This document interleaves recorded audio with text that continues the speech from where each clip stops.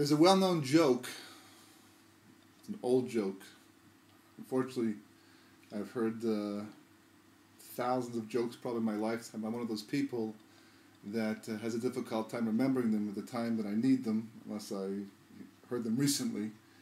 But this joke comes to mind in terms of this week's Parashas, Parashas Aikev, which has a lot of mitzvahs, very, very important mitzvahs, very important concepts and ideas and details that you could spend literally, the rest of your life just understanding what's going on in this week's Parsha. A lot of very important principles.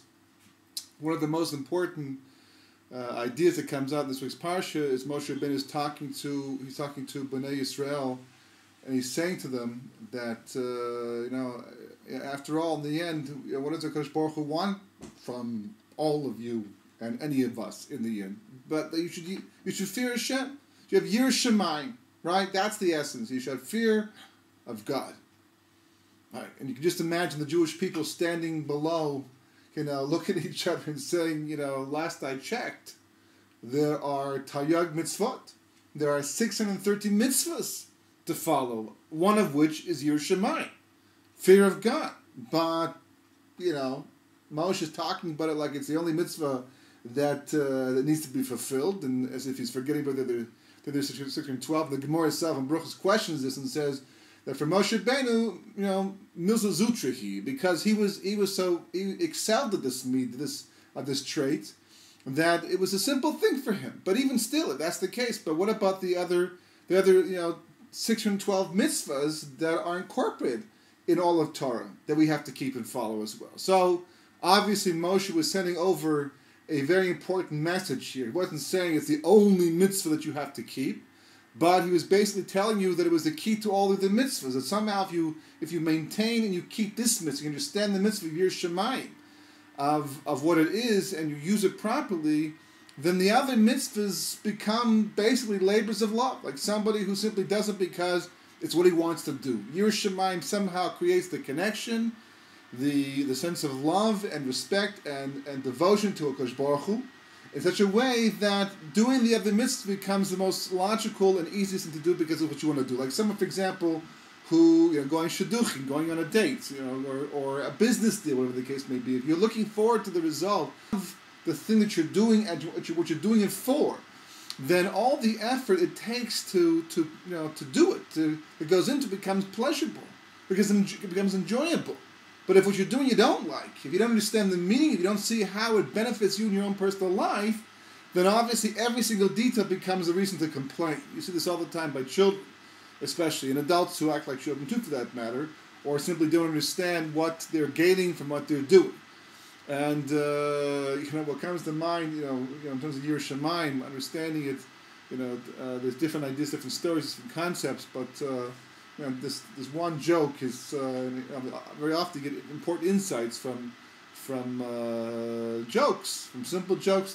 There's a meaning, there's a concept behind it, and even if there isn't, it helps to somehow break the ice and allow the shit to go on and wake people up somewhere. But anyhow, the joke goes like this. Famous joke, old joke. If you can probably complete the joke for me, the story of a nice, frum, Orthodox rabbi.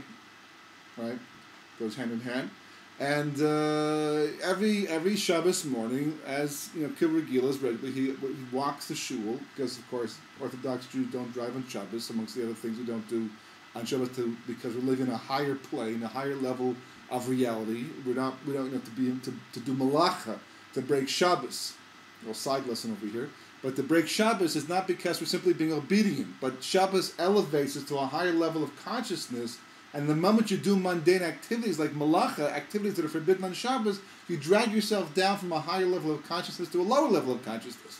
But even living on a higher level of consciousness, sometimes we can be dragged down simply by memories of things that we enjoy from the everyday life. So this rabbi is walking to shul as he always does, early in the morning, to get to before his seedboard, maybe to give a shiur before davening. And it happens to be, for the sake of the joke, that this rabbi likes to play golf. And he does it in his spare time, just to relax, to unwind, whatever. If you guys go out, we won't go into the whole, make this joke more complicated than it has to be right now. But anyhow, he goes out, and he's walking the shul, and he's walking by the golf course, and he looks in basically. This goes on, of course, for years He sees people golfing on a nice, quiet, Shabbos morning. Hopefully it's Gentiles, not Jews. And he goes to shul and does his thing. And once in a while, takes off some time, a little leisure time, maybe plays some golf as well. But anyhow, it becomes good at the sport somewhat. And one Shabbos morning, as the joke goes, right? He's walking to shul, and he's overwhelmed by this desire to go play golf a bit. Just at least one shot, the TF1 shot. And he works at the halachic ramifications, looking for a heter. He's more heter in the end. There's a fence around the entire thing, so there's an eruv, and hitting the balls. Then there's a malacha. It doesn't change this. He does. Not obviously. Chil Hashem. It's not a. It's Morzai, you can't do things like that, but it's a joke, right? And it should only be a joke in real life over here. And what happens is he decides he can't control himself, so he goes out and he walks up, and he can't go to his locker room because there's malach involved there. Whatever, he goes to the guy behind the counter who recognizes him because he knows the rabbi is very friendly with him, he's a very nice man. And he says, "Rabbi, what are you doing here on a Sabbath morning?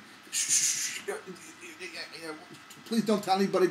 I could lose my job for this, but just one shot. No one's here. Quiet morning, So the man gives him a wink, and he passes him a club and a ball, and he promises to say nothing, And in the meantime, up in Shemayim, the malachim, right? They're going berserk. What's going on over here? And it's bad enough that he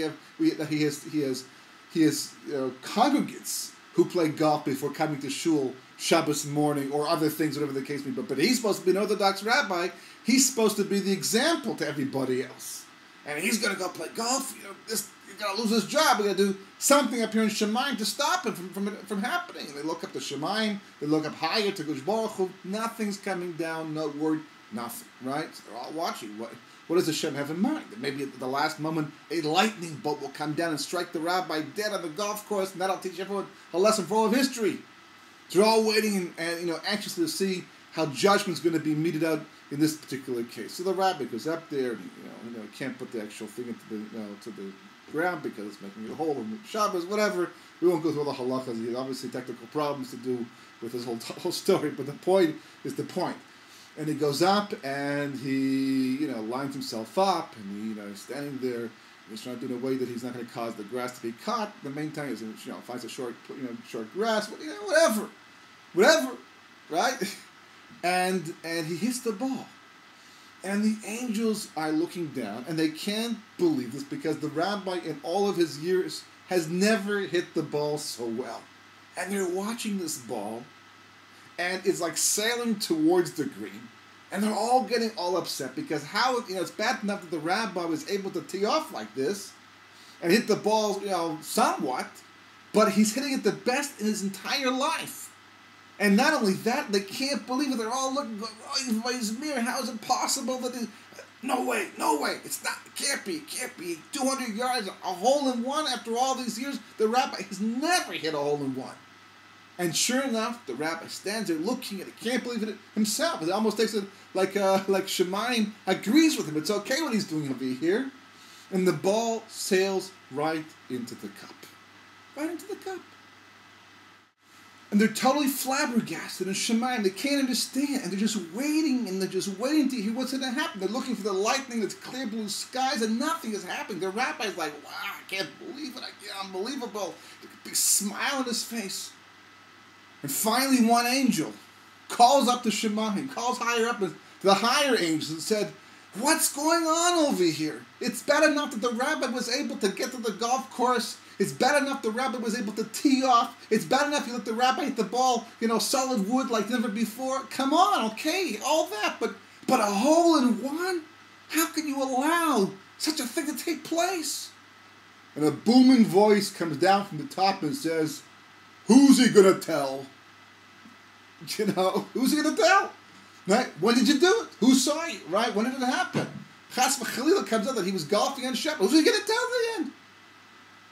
So there's just a joke. With a moral. Right? Not the moral that the person who made the joke up perhaps had in mind to teach, but a joke with a moral nonetheless.